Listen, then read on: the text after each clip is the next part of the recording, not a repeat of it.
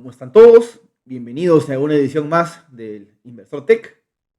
Hoy día vamos a hablar de un tema que ha estado muy presente, muy candente en las últimas semanas, incluso meses, ¿no? Que es la burbuja IA. ¿Hay burbuja en la inteligencia artificial? ¿No hay? Todavía tenemos un gran crecimiento por delante. ¿Se van a caer y se va a ir todo al piso como pasó en la burbuja.com? ¿Qué está sucediendo? Eso analizaremos hoy en día. Debo decirles de antemano que yo de momento no veo una gran burbuja o solamente veo un inicio. Para ver más detalles de cómo llego a esa conclusión, sigan viendo. En primer lugar, ¿qué es la IA? Bueno, sabemos la IA son este conjunto de programas, modelos que detectan patrones, ya sea en texto, ya sea en data numérica, ya sea en imágenes, videos incluso, y que pueden usar esta detección de patrones para clasificar, para hacer regresiones, para predecir números, para generar data, ya sea texto, ya sea imagen, ya sea video. Entonces, todo esto es la IA. Y la IA que ha generado este boom de los últimos años, sobre todo a partir de la salida de ChatGPT, se acordarán a finales del 2022, cuando de repente todo el mundo se pone a usar ChatGPT y en pocas semanas llega a 100 millones de usuarios en el planeta. Dicho sea de paso, en este momento ya tiene cerca del 10% de la humanidad usa ChatGPT en el día a día, ¿no? Una cosa gigantesca, brutal. Entonces esta generación de texto, generación de imágenes, generación de análisis, cada vez más generación de video, cada vez más realista, es lo que ha producido el boom de la IA, que vamos a analizar a continuación. En primer lugar, vamos a ver qué empresas componen la cadena de valor de la IA. Tenemos desde los inicios, ¿no? Tenemos, bueno, obviamente minerales, ¿no? Sobre todo los famosos rare earths, las tierras raras, que son tan controladas por China en este momento, o los que sigamos estas materias, hemos estado viendo la discusión que ha habido entre China y Estados Unidos, ¿no? China le cerró acceso a las tierras raras, Estados Unidos le cierra acceso a los chips, luego se ponen de acuerdo y cada uno libera acceso de sus ventajas comparativas. Pero bueno, China tiene en este momento todavía tiene la mayor producción de lejos de tierras raras del mundo, no solamente porque tengan tierras raras en su territorio, sino porque además tienen toda la refinación y tienen toda la gente especialista en la materia. Se han preocupado en desarrollar esa industria en las últimas décadas. Ahí tenemos el equipamiento, ¿no? ¿Cómo producen los chips? Bueno, ahí tenemos empresas como ASML, los holandeses, tenemos Applied Materials, tenemos Lam Technologies, entre otros, ¿no? Que producen la maquinaria con los cuales se producen los chips, y se testean los chips y se empaquetan los chips. De ahí tenemos la memoria, que es otra gran fuerte en este momento, es un cuello de botella. Los que sigan el mercado informático habrán visto cómo se ha multiplicado el precio de la memoria. HBM significa High Bandwidth Memory, memoria de alto ancho de banda, que debido a la demanda de los chips IA y de los data centers IA, ha subido mucho de precio. Esta memoria se fabrica sobre todo en Corea, tiene el grueso de la fabricación, lo tienen ellos. Por un lado Samsung y por otro lado SK Hynix. Y otro gran participante, menor pero importante, es Micron en Estados Unidos. Por supuesto tenemos los GPUs, que son la estrella en este momento. Tenemos, bueno, Nvidia, que es el principal. Tenemos AMD, que tiene un stack de tecnológico de IA paralelo al de Nvidia, ¿no? Como me gusta decir, es el Nvidia de los pobres. Tenemos Google, que ya está empezando a comercializar su TPU, su Tensor Process Unit, que es una unidad especializada para IA. Pero que ellos hasta ahora no la venden directamente, sino la comercializan a través de su nube, ¿no? Te alquilan en la nube y en la nube te ponen los TPUs para que los uses. Amazon, que también tiene su propio chip, Titanium, si mal no me acuerdo se llama, que ha liberado el software para programar sobre los chips, algo así como un equivalente a CUDA de Nvidia. Tenemos obviamente los proveedores de infraestructura cloud. Tenemos AWS, ¿no? Que es el más grande. Tenemos Azure, que es de Microsoft. Tenemos Google Cloud, ya lo mencioné. Tenemos, tenemos a Oracle, que se ha hecho una gigantesca deuda para poder soportar el crecimiento de OpenAI. OpenAI estaba apoyado por Microsoft, pero ahora también están apoyándose en Oracle. Tenemos CoreWeave, que es un especialista en nube IA. CoreWeave, como Nubius, Nubius, sí, se llama otra más. Son nubes que contratan, bueno, compran chips NVIDIA, hacen un cloud especializado en dar servicios para IA. Son todavía pequeños, todavía no cotizan, o los que cotizan todavía son muy pequeños, todavía no dan utilidades, pero son parte de la infraestructura cloud que soporta el crecimiento de la IA. Y por supuesto tenemos las aplicaciones de IA, ¿no? Tenemos ChatGPT, tenemos Cloud, bueno, tenemos Midjourney, tenemos Copilot y una gran cantidad más de aplicaciones embebidas incluso en diversos software. Por ejemplo, Adobe ya tiene embebido AI en los servicios que da, entre otros. Entonces, esa es aproximadamente la cadena de valor. Y por supuesto, tenemos, por ejemplo, para lo que es todo es cloud infrastructure, tenemos las empresas de energía, que proveen energía para el cloud, tenemos las empresas que proveen infraestructura para el cloud. Cuando digo infraestructura me refiero a la obra física para construir los data centers. Tenemos las empresas que crean los racks, la conectividad, etcétera, etcétera. Entonces, las empresas que proveen de enfriamiento, ¿no? Recordemos que a más capacidad de data center genera más calor y este calor puede afectar a los mismos computadoras, a los chips. Entonces se requiere enfriamiento, ¿no? Y hay toda una tecnología para eso, ya sea enfriamiento por aire, enfriamiento líquido. Ya se está hablando incluso de mandar los data centers al espacio. Ya hay experimentos de mandar data centers al fondo del océano para que se enfríen ahí. En fin, entonces hay no solamente la cadena de valor, sino las compañías adyacentes pero que también son importantes. Bueno, aquí tenemos otra forma de ver la cadena de valor. Y bueno, parte de lo que he mencionado, ¿no? Tenemos TSMC. Bueno, eso me está olvidando. TSMC, el gran fabricante de chips. Tiene alguna competencia. Intel está sacando competencia, pero de momento es básicamente TSMC. Tenemos diseñadores. No solamente Nvidia, tenemos Broadcom, tenemos Marvell. Bueno, memoria ya lo mencioné. Tenemos los que proveen, además, para proveer para los data centers. Necesitas también CPUs, que provee, por ejemplo, AMD, Intel. Tenemos Supermicro, que provee racks. Bueno, Nvidia lo hemos mencionado. Tenemos Dell, que también provee racks y hardware para data centers. Tenemos Cisco, ¿no? Para la conectividad de red. Bueno, tenemos energía, tenemos equipamiento, operadores, gente que puedes contratar para que te opere en un data center. Se encargó ellos, ¿no? Obviamente tenemos los grandes modelos, ¿no? Tenemos OpenAI, lo conocemos, Anthropic. Bueno, obviamente está Mistral. Bueno, Mistral es europeo, pero también cuenta. Bueno, tenemos los clouds, infraestructura que se construye por encima, ¿no? O que software que se requiere para acceder a los modelos, o para utilizar modelos, o para darle data a los modelos, ¿no? Como MongoDB, Databricks, Snowflake, etc. Y bueno, las aplicaciones, tanto las de consumo como las empresariales. Entonces, otra visión de la cadena IA, creo que no es muy diferente a la anterior. Ahora la pregunta del millón es, ¿qué es una burbuja? Bueno, la definición habitual, por la que me voy a guiar, es: una burbuja se da cuando las valorizaciones de los activos están muy lejos de su valor intrínseco, su valor real, de las utilidades que producen, de la rentabilidad que generan. Cuando además estos valores suben, y debido a que suben, más dinero entra para querer aprovechar esa subida, y cada vez más inversores intentan aprovechar la subida, y eso genera que aún se expanda más la burbuja. Bueno, es una burbuja, ¿no?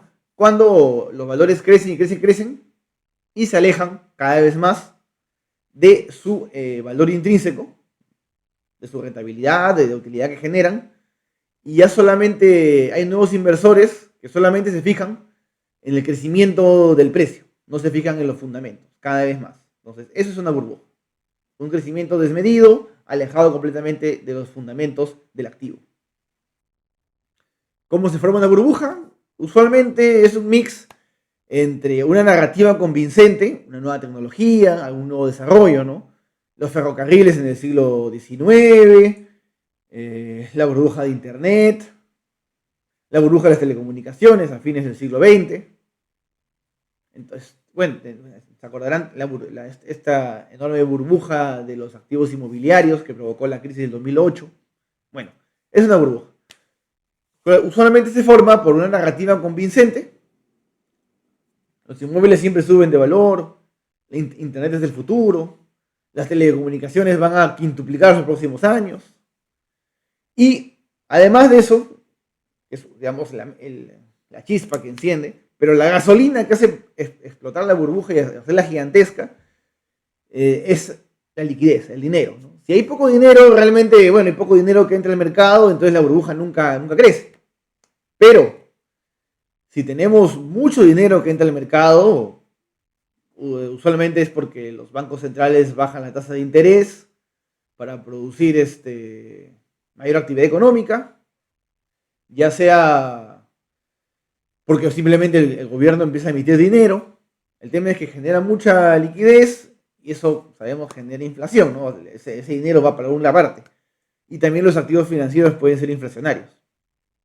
Entonces, si una narrativa convincente es la chispa, el aumento de liquidez es la gasolina que la hace explotar. Ahora, las burbujas siempre estallan. No hay ninguna burbuja que permanezca para siempre. Desde los tiempos de los holandeses y los tulipanes hasta la burbuja de Internet, siempre estallan. Siempre en un momento dado alguien está corriendo, como el coyote del correcaminos, ¿no? Cuando se acuerdan, ¿no? El coyote persigue al correcaminos, y ve para abajo y se da cuenta que está corriendo sobre el aire, y de repente alguien quiere sacar sus ganancias. Ya sea porque ya dijo, ya estuvo bien, esto no tiene sentido, ya sea porque se ha prestado y los bancos le están exigiendo que devuelva el préstamo, o los prestamistas le están pidiendo que devuelva su préstamo, ya no le quieren hacer rollover, entonces tiene que vender para devolver el préstamo. Y si uno vende y mueve el mercado, de repente otro más ve eso y también vende, otro vende, y otro de repente también quiere pagar un préstamo, pero para poder vender tiene que bajar su precio, y así como estalló la burbuja, también implosiona. Siempre es lo mismo. En algún momento alguien, ya sea que se asusta o necesita dinero, recordemos, un activo financiero es solamente riqueza en papel. Hasta que no tienes la plata en efectivo, no tienes ninguna riqueza, en verdad. Entonces, cuando tú solamente tienes riqueza, es una riqueza potencial. Cuando vendes, tienes tu riqueza, tienes tu dinero, tienes tu capacidad de comprar bienes y servicios. Entonces, el gran problema de las burbujas es cuando quieren convertir los participantes su riqueza financiera en riqueza real. Y ahí es donde las burbujas estallan. Dicho sea de paso, y hablando de liquidez, bueno, ya sabemos, el amigo Trump no es muy partidario de la disciplina fiscal. Estados Unidos tiene cada vez más déficit. Y además ahora, como las tasas de interés, por un lado, consumen mucho del presupuesto americano del pago de la deuda, si tiene menor tasa de interés, obviamente ese pago sería menor. Y además, pues quiere generar un boom, un auge que lo beneficie políticamente. Pues el señor Trump ahora quiere que el siguiente encargado de la Fed, el Banco Central Americano, sea alguien que quiera bajar las tasas de interés un montón. Entonces, Trump quiere la tasa de interés a 1%, o dije en una entrevista, 1%, ¿no? En este momento están cerca de 4%. O sea, quiere bajar a nada la tasa de interés, lo cual va a poner un montón de liquidez en el mercado y va a hacer que los activos se disparen. Probablemente haga eso. En fin, está echándole gasolina a la chispa. El otro motivo por el cual se está hablando de una burbuja AI es este gráfico, ¿no? Los que estén atentos habrán visto este tipo de noticias, ¿no? Nvidia invierte en OpenAI, Nvidia invierte en Intel, Nvidia invierte en CoreWave, Nvidia invierte en xAI, OpenAI invierte en AMD y al mismo tiempo le compra servicios, productos AMD. OpenAI firma una alianza con Oracle y Oracle compra un montón de productos Nvidia para proveer la infraestructura que requiere OpenAI. Microsoft invierte en OpenAI y a su vez OpenAI le compra servicios de nube a Microsoft, etc. Entonces hay una curiosa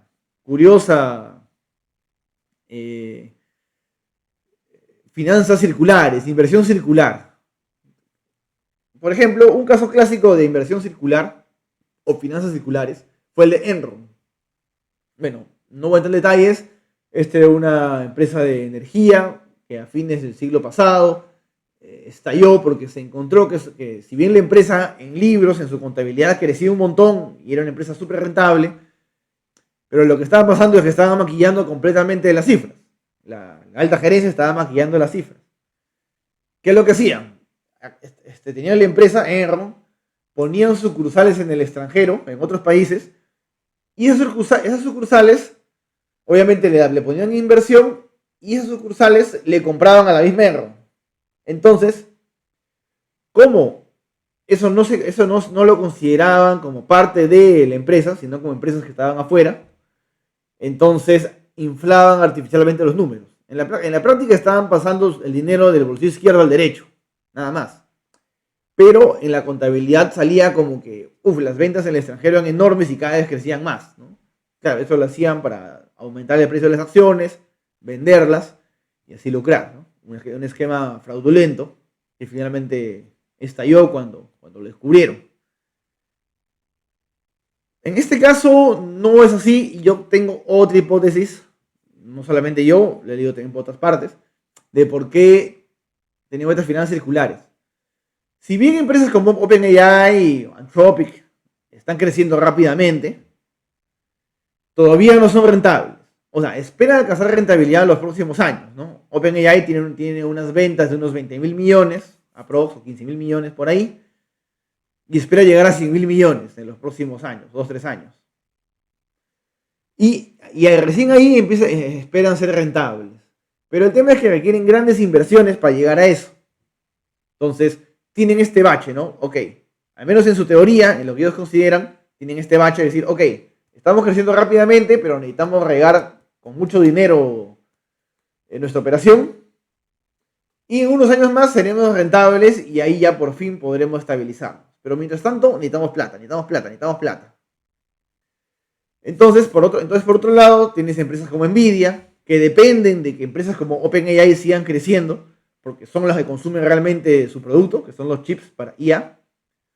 Entonces Nvidia le pone plata a OpenAI y le dice, ok, yo te doy plata, te presto, o te invierto en ti, y mi objetivo es que tú crezcas, de tal manera que me sigas comprando, el mercado lo tome a bien, sigas teniendo además pues como agua, oxígeno para seguir funcionando unos años más, con mi inversión. Esa inversión no la pierdo, ya que en cierta medida me la devuelves comprando, ya sea tú o tus proveedores me siguen comprando chips, así que no es que pierda la inversión, o no gran parte de ella. Además compro una parte de tus acciones, así que tengo una parte de las acciones que a futuro pueden valer mucho más. Y te hago sobrevivir, de tal manera que el negocio continúa. Puede ser discutible, pero las cifras que estamos hablando no son tan grandes para Nvidia. Estamos hablando de una empresa que ingresa cientos de miles de millones al año y ha accedido a invertir hasta 100.000 millones en OpenAI, pero no es que lo haya invertido de un porrazo, significa que en el tiempo va a invertir esa cantidad. Entonces, yo no lo veo. Yo por el lado de Nvidia no creo que esté en modo Enron, no creo que esté en modo circular. Yo creo más bien que es una forma de sembrar para cosechar después. Les da un poco de oxígeno a las empresas que le compran para que crezcan, para que sigan comprando, para que sigan captando clientes. Finalmente depende del mercado, de los clientes, de los consumidores. Y Nvidia está funcionando como si fuera un banco, un prestamista, ¿no? Les presta un poco de plata a cambio de acciones. Y además esa plata en cierta medida le regresa, no completamente, pero en parte le regresa porque le compra sus productos. Entonces, no, yo no creo que las finanzas circulares en este caso sean muy relevantes. No creo que realmente sea muy peligroso. Bueno, puedo equivocarme, pero las cifras no parecen tan disparatadas por el lado de Nvidia, ¿no? Por el lado de OpenAI tal vez un poco, ¿no? OpenAI, bueno, a veces parece que se da un poco de avance Sam Altman con sus declaraciones y con sus intereses, ¿no? Por ejemplo, firmaron un acuerdo con Oracle para que Oracle les venda 300 mil millones de dólares de servicios cloud. Una cantidad disparatada de dinero, una cantidad enorme de inversión también que ha provocado que Oracle se esté endeudando para construir toda esa infraestructura. Pero una vez que vemos esto, claro, las finanzas circulares no se quedan ahí. La pregunta es, ¿dónde está la utilidad? La utilidad es en el cliente final, ya sea en las personas que contratan ChatGPT, en las personas que pagan por cloud, en las empresas que pagan por los servicios IA. Y ahí viene la gran pregunta. La gran pregunta. ¿La IA es rentable en este momento? O sea, ¿hay un usuario final que le encuentre rentabilidad a la IA? Recordemos, en este momento, aprox, el gasto en CAPEX en data centers ha estado este año por los 360.000, 370.000 millones de dólares, solo en Estados Unidos. Entonces, una cantidad muy grande de dinero solamente este año, que probablemente el próximo año sea mayor. Ahora, hay dos tipos de burbujas. Bueno, hay muchos tipos de burbujas, depende del activo subyacente. Pero básicamente se dividen en dos, ¿no? Hay burbujas que hacen construir un montón y hay burbujas que solamente inflan activos que realmente no tienen valor. Por ejemplo, la burbuja del tulipán holandés, ¿no? La primera burbuja registrada en la historia. Claro, lo único que estaban haciendo era hacer aumentar de valor unas florecitas. Eso no. Lo único que consiguieron fue que Holanda se especializara en producir tulipanes hasta ahora. Porque debido al aumento del precio, un montón de gente empezó a producir tulipanes y aprendieron a producir tulipanes y se especializaron en la producción de tulipanes. Entonces, bueno, eso digamos que dejó de positivo la burbuja del tulipán. Por otro lado, tenemos burbujas más cercanas, el siglo XIX, en Estados Unidos, hay la gran burbuja de los trenes, de la masiva construcción de trenes en Estados Unidos, que generó una burbuja que estalló ya por el 1870 y algo. Pero los trenes que ya estaban construidos, ¿no? Ya estaban ahí, las líneas férreas se habían tendido, los trenes ya se habían fabricado, ya estaban funcionando.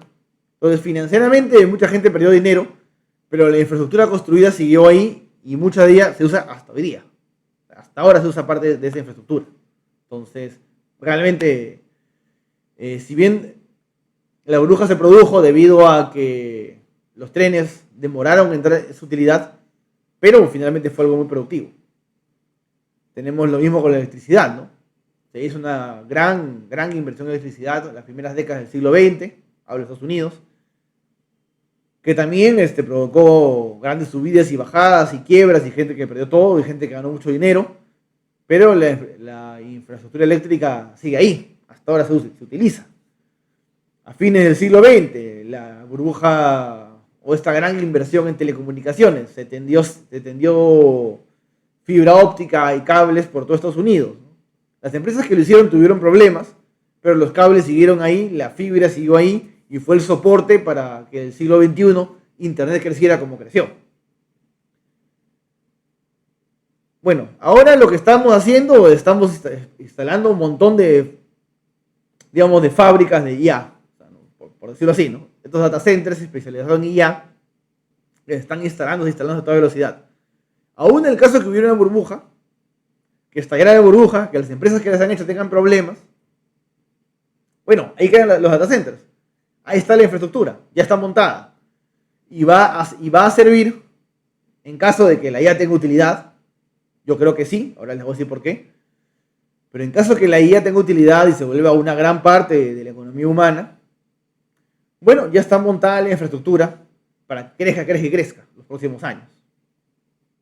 Hablando de rentabilidad, ahora vamos a la carne, digamos, de este video. Hay un estudio del MIT, el estado de la IA en los negocios en el 2025, un estudio reciente que salió a mediados de este año, que dice algo que ha dejado a mucha gente preocupada. En resumen, el 95% de organizaciones que hacen proyectos de IA no obtienen retorno. 95%, señores.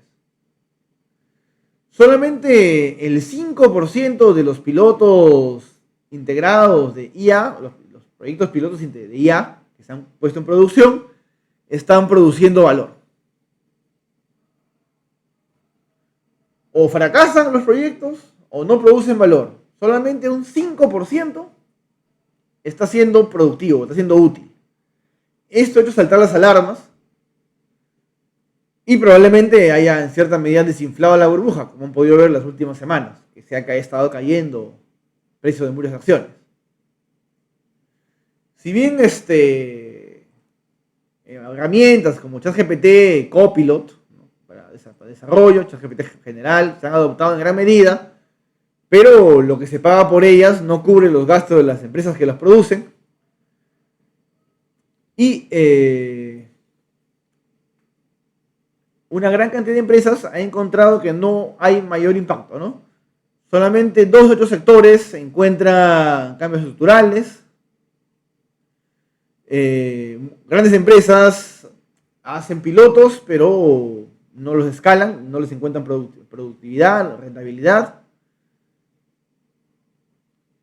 Bueno, y de aquí viene lo interesante, que es muchos presupuestos se favorecen, bueno, proyectos vistosos, ¿no?, en ventas, en marketing, cuando parece ser que gran parte de la rentabilidad obtenida de los proyectos que han funcionado está más bien en algo interno, back office, menos shiny, menos vistoso, pero rentable finalmente. Vamos a hablar un poco más de esto. Pero esa narrativa, ¿no?, de que simplemente no funciona la IA y no es rentable, es discutible. Tenemos que entrar a los detalles.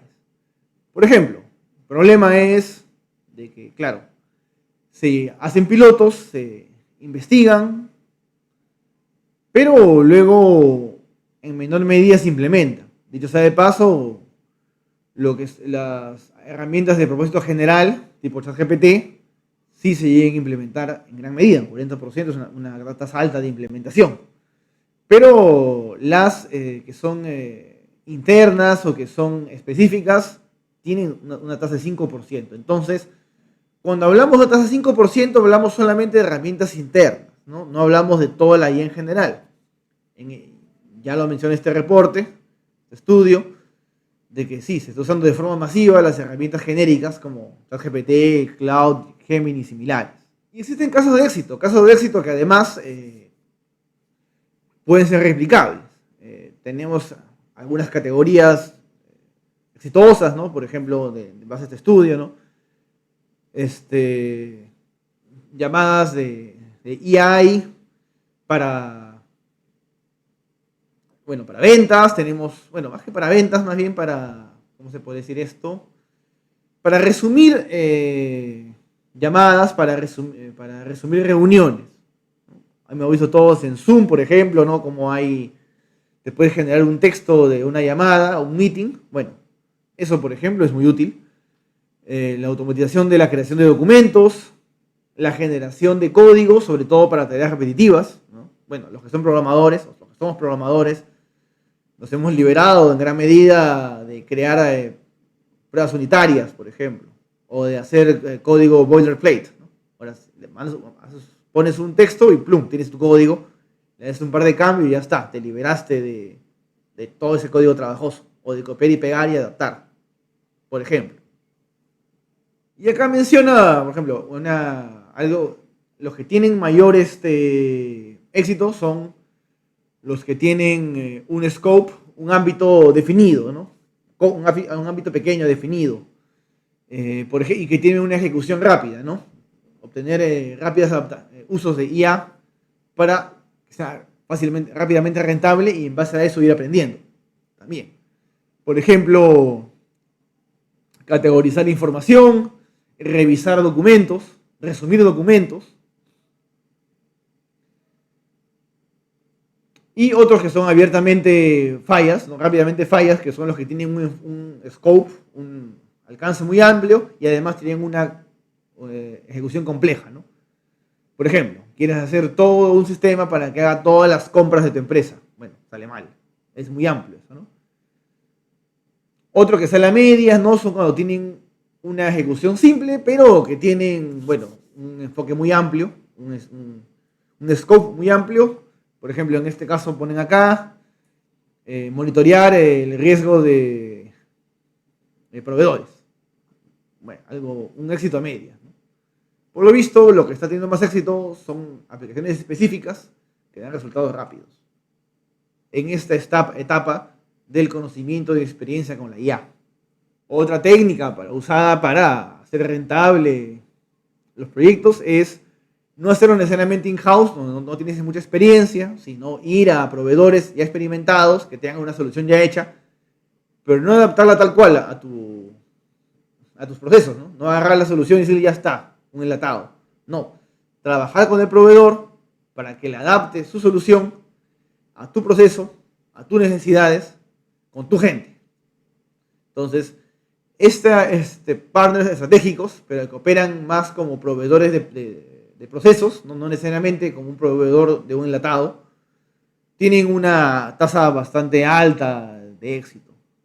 Entonces, si combinamos utilizar un proveedor experimentado con un enfoque corto, un proyecto corto y específico, y además hacer una solución adaptada a tus procesos, a tu empresa, entonces tenemos ese 5% de éxito que no tendría por qué quedarse ahí. Recuerden, estamos en etapas iniciales de adaptación. Poco a poco esto irá subiendo, ya que habrá experiencia en las empresas internas, habrá experiencia en los proveedores y se entenderá cada vez más cómo se puede ir incorporando la IA a la empresa. Les aconsejo que lean ese estudio, está muy bueno y les aclara muchas ideas y sobre todo si la IA va a ser rentable. Mi respuesta acá es sí, la IA va a ser rentable. No es un fad, no es una moda. La IA está empezando y así como en su momento empezaron las bases de datos y empezaron los sistemas de información y hubo todo un periodo de adaptación para que las empresas empiecen a utilizarlos y para que los proyectos salgan bien, y ese fue un proceso de aprendizaje de décadas. Bueno, también la IA está empezando. Que una tecnología que tiene de ser popular pocos años ya tenga 5% de proyectos exitosos es una gran noticia, porque eso puede pasar de 5 a 15 y de 15 a 30 y de 30 a 55. Entonces, sí, la IA va a ser rentable. Al menos eso es lo que considero yo en base a la información que he analizado. Algo que debemos recordar es que la IA no es una aplicación específica, no es, digamos, un Google, ¿no? No es que yo entro a la IA entrando a una página web donde hago algo, ¿no? Busco información, me da información y salgo de la página, ¿no? Un Google, digamos. O un Yahoo en su época. O Facebook, lo que sea. No, la IA es una tecnología de propósito general. Una tecnología que puede ser utilizada en un montón de cosas. Es detección de patrones. Y el mundo es hecho de patrones. El texto, la imagen, el video, los procesos. Los seres humanos aprendemos en base a patrones. Y la IA está haciendo lo mismo. Entonces, es una tecnología que está en sus inicios y que va a ser como la electricidad. Se va a poder utilizar en todas partes. Uno prende un foco en su casa, electricidad. Prende su computadora, electricidad. Abre el refrigerador, electricidad. Te rasuras, electricidad. Calientas comida en el microondas, electricidad. Te haces café, electricidad. Etcétera, etcétera. Ahora, subes un auto, puede ser un auto eléctrico. Subes un tren, es eléctrico. La iluminación en la calle, eléctrica. Etcétera, etcétera. Entonces, eso es lo que va a hacer la IA. Y ya lo vemos cada vez más presente. Por ejemplo, esto lo vemos todos los días en internet. Tenemos imágenes y videos generados por IA. Y video cada vez más realista, ¿no? Ya uno ve videos en YouTube, en Instagram, y ya no sabe si son verdaderos o no. Cada vez está más complicado saberlo. Tenemos, por ejemplo, el scoring crediticio. Cada vez más se utiliza IA para eso. Tenemos fraudes financieros. También se utiliza IA para detectarlo. Tenemos en la industria detección, por ejemplo, en agricultura. Ya hay máquinas, por ejemplo, que pasan la fruta, la manzana, las peras, lo que sea, las naranjas, y tienes un brazo mecánico que, dirigido por una cámara que detecta cuál está bien y cuál está mal, bota unos y deja pasar los otros. O el conteo. Tienes una gran cantidad de productos y ya los cuentas. Ya no tienes que tener una persona contándolos uno a uno o contarlos de forma mecánica con un aparato. No. Basta un video, los cuentan y se acabó. Sigue pasando. Productividad. No sé cuántos trabajan para empresas del extranjero o participan en el proceso de reclutamiento. Pero ya cada vez más, cuando alguien busca un trabajo para afuera, ya es entrevistado por una IA. Sí, literalmente, tienes un avatar en tu pantalla que te entrevista. Tú le respondes, te responde, hasta que acaba la entrevista. Es impresionante. Y es cada vez más útil, sobre todo en proyectos de reclutamiento masivo. Ya mencioné resumen de documentos, ¿no? En este momento, cualquiera de nosotros recibe un documento, lo pone en una IA y puede recibir un resumen rápido. Por ejemplo, en aplicaciones como Zoom. Tienes un meeting y luego Zoom te da todo el texto del meeting, te puede hacer un resumen sobre ese texto. Bueno, los que son programadores, tal vez es la industria que más rápido ha adoptado la IA como parte de su proceso. En este momento no hay programador que no utilice IA para programar, ya sea de lo más sencillo, ¿no? De desarrollar alguna función, una clase, hasta hacer completo prototipado, ¿no? Es más, ya la gente que está en consultoras ya han cambiado su proceso de trabajo. En este momento el product owner, la persona encargada del producto, ya genera por sí mismo un prototipo con el cliente y lo va modificando, y cuando ya tienen un prototipo hecho, incluso funcionando, obviamente no muy bien hecho, ¿no? O algo hecho rápidamente, una maqueta, ¿no? Un prototipo. Pero lo importante es que el cliente ya ve el software funcionando, ya sabe qué es lo que quiere, ya lo aprueba y se lo dan a los programadores para que lo programen en base al prototipo. Ya tienes un prototipo que funciona en alguna medida, que ya te da funcionalidades. Lo que tienes que hacer es recrear el prototipo, pero de forma profesional, no bien hecho. Seguro, sólido, escalable, etc. Pero ya, por ejemplo, la industria de software, de programación, está completamente invadida por la IA. Ya cambió la industria de software debido a la IA. Y así, cada vez va a haber más ejemplos. Tenemos, como mencionaba, por ejemplo, generación de video. No van a ser solamente fakes. Ya se van a empezar a hacer comerciales. Cada vez más empresas van a poder, negocios, instituciones, van a poder generar comerciales, van a poder generar videos internos de forma barata y rápida. Música, todos los que hayan usado Sono, por ejemplo. Escribes una letra con ChatGPT, lo pones en Sono y te genera una cumbia, una salsa, un rock, un funk. Y eso lo puedes utilizar. Ahora que estamos en campaña política aquí en Perú, apuesto que no va a haber político que no utilice IA para generar música para su propia campaña. Ya no necesitas contratar un grupo de jingles, un compositor, etc. No. Tú mismo puedes generar tu música y hacer una campaña con todo un álbum musical sin necesidad de gastar mayor cantidad de dinero en ello. Entonces, la IA cada vez más entra más en la vida humana, en nuestro día a día, por diversos lugares. Así que no es un fad, no es una moda. Hablando de rentabilidades y burbujas, hice rápidamente un cuadro con algunas de las principales empresas involucradas en la IA y colocando tanto su PER como su PEG. El PER, ya sabemos, es la relación Price Earnings, la relación entre el precio de la acción y las utilidades por acción. Lo que me dice es en cuántos años, aprox, si compro esa acción a su precio actual, si se mantuvieran esa misma utilidad, en cuántos años yo recuperaría mi inversión, ¿no? Entonces tenemos en Nvidia 42, en Meta 28, 31 en AWS, bueno, en Intel 800, ¿no? Intel, bueno, es un caso especial. 33 en Oracle y así por el estilo, 98 en AMD. Pero más importante incluso que el PER es el PER. ¿Por qué? Porque es la relación entre el PER y el crecimiento. Porque claro, si una empresa crece muy rápido, entonces significa que ese PER que he pagado yo ahora, ese precio que he pagado ahora, va a ser cada vez más barato a futuro. Porque la empresa crece, crece, crece. Entonces, acá tenemos, por ejemplo, Nvidia pagó 42, pero su PEG es 0,66. Otras palabras, divido el PER entre el crecimiento y el crecimiento es mucho mayor que el PER. Usualmente se considera que un PEG de 1 o menos es un buen PEG. Cuando un PEG se va alejando cada vez más de 1, llega a 2 o supera 2, ya la empresa está muy cara, incluso en relación a su crecimiento. Nvidia, al menos de momento, no parece muy cara. Claro, si hubiera una gran caída en la construcción de data centers, esto se elevaría, ¿no? Ya que el crecimiento sería menor. Meta tenemos un poco más caro, tiene menos crecimiento, pero un PER más moderado. No está barata, está un poquito cara tal vez, pero no está particularmente barata. AWS tampoco está barata. Microsoft no está barata definitivamente. En ASML, TSMC e Intel no he encontrado su PEG.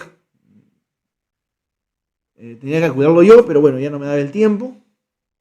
Lo que puedo decir de TSMC es que sí sé que entre la relación entre el crecimiento y su PER es una relación razonable.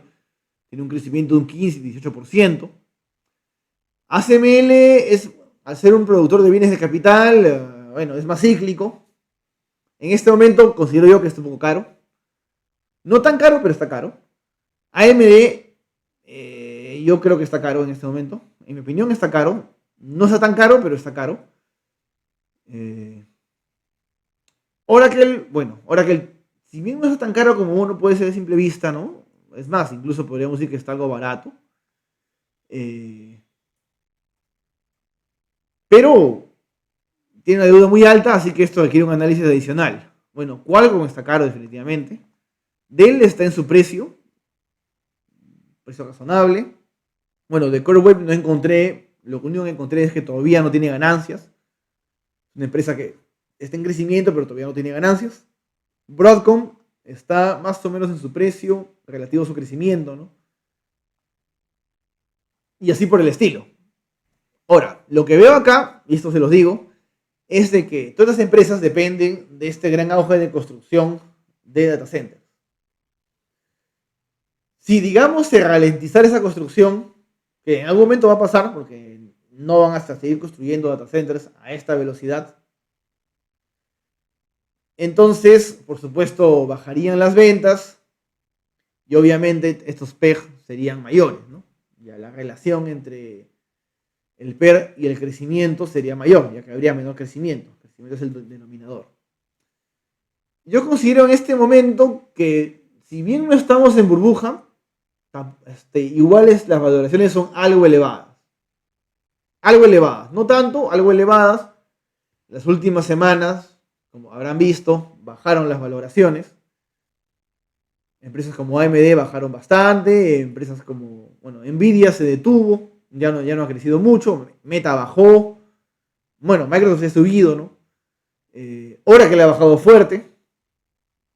Entonces, no diría que estamos en burbuja abierta, así disparatada, pero podríamos estar en un inicio, una fase inicial de la burbuja. Habría que ver si esto va a seguir estallando o no va a estallar, se va a quedar ahí o va a bajar. Yo no compraría muchas de las empresas ahora porque están un poco caras o están en su precio. Pero claro, hoy también tenemos la noticia del amigo Trump que, bueno, quiere mandar al cielo las valoraciones, mandando al suelo las tasas de interés. Claro, eso provoca un auge rápido y luego una espiral inflacionaria, ¿no? Que es lo que va a provocar. O sea, digamos, si empiezas a emitir liquidez, inicialmente todo camina bonito y luego se empieza a descarrilar debido a la inflación. ¿Cuáles serían las consecuencias de una baja, una ralentización de la construcción de data centers? Por un lado, las menores ventas de empresas como Nvidia, AMD, entre otras, ¿no? probablemente sí, una baja de precios de los hiperescaladores. Probablemente tendrían que depreciar incluso sus inversiones si no hay suficiente demanda. Ahora, aquí tenemos dos cosas. Por un lado tenemos la demanda, tenemos la oferta. La oferta está creciendo un montón. Están aumentando un montón los data centers y tenemos una demanda de IA que también sube. La pregunta es cuál sube más rápido, ¿no? ¿Cómo se cambia la relación? Si la oferta de data centers aumenta mucho, bueno, va a ser inversiones poco rentables, o mejor dicho, aumenta mucho en relación a la demanda de los consumidores finales, entonces va a ser una inversión poco rentable, las empresas van a tener que depreciar sus inversiones y eso le va a provocar pérdidas. Y eso va a bajar las valoraciones. Por eso es una oportunidad. Por otro lado, si la demanda crece y sigue creciendo y crece más, o sea, realmente se encuentran cada vez más aplicaciones productivas, rentables a la IA, entonces podría ser que se ralentice la construcción de data centers, pero los ya construidos sean rentables, en cuyo caso eso no afectaría a todos los que han estado construyendo, ¿no? Los hiperescaladores, OpenAI, Cloud, no los afectaría, al menos en ese aspecto. Dicho sea de paso, entre algunas empresas tienen amplios bolsillos, ¿no? Tienes Google, tienes Meta, tienes AWS, tienen bolsillos muy amplios, pueden invertir mucho dinero con poca deuda y finalmente cuando dejen de invertir simplemente pagan la deuda o la refinancian y rentabilizan lo que ya construyeron. Entonces no, yo no tengo miedo por el lado de las grandes empresas técnicas porque tienen enormes negocios muy rentables que no se van a ver tan afectados a pesar de que están invirtiendo fuerte dinero. Por otro lado, tienes empresas como Cloud, bueno, como Anthropic, disculpen, como OpenAI, que no tienen esos bolsillos gigantes, que dependen de inversiones que no son rentables, y que la pregunta ahí es, ¿cuándo van a ser rentables? Probablemente Anthropic lo sea antes que OpenAI. Ya en este momento, si bien no está cerca, no es rentable, está más cerca que OpenAI, ya que Anthropic ha logrado entrar al mundo empresarial, ha logrado ser contratada por empresas, y ha logrado involucrarse en los procesos empresariales, ¿no? Y eso es más sólido en el tiempo, ya que ChatGPT en este momento es básicamente una pantalla, una aplicación por la cual la gente paga $20 al mes. Pero tú puedes pagar por esa aplicación, puedes pagar por otra, ¿no? Pagas por ChatGPT o pagas por Gemini o pagas por Cloud. Entonces, el modelo de negocio de Anthropic, si bien tiene menos ventas, es más rentable. Y es posible que en los próximos años, 2-3 años, ya se vuelva abiertamente rentable, mientras que OpenAI todavía está lejos de eso. ¿Y cuál es mi conclusión? La que ya he mencionado, en este momento no considero que haya una burbuja abiertamente. Considero que podría estar en un inicio y que la variable central es cuán rentable va a ser la IA en el mediano plazo. Y segundo es cuánto va a crecer su uso para justificar o no este crecimiento desmedido de data centers. Yo considero que la IA sí va a ser rentable, la pregunta es cuán velozmente. Si las aplicaciones productivas de IA no crecen tan rápido, entonces es probable que tengamos en el cercano, 1 año, 2 años, tengamos una caída del negocio de data centers y podamos encontrar excelentes oportunidades. Muchas gracias. Este es un video largo. Por favor, dejen sus comentarios. ¿Qué piensan? ¿Están a favor? ¿Están en contra? ¿Tienen otra información? Ya saben, si están interesados en ese tipo de conocimientos, pueden entrar a la comunidad del Inversor Tech. Gracias por todo y síganos para saber más.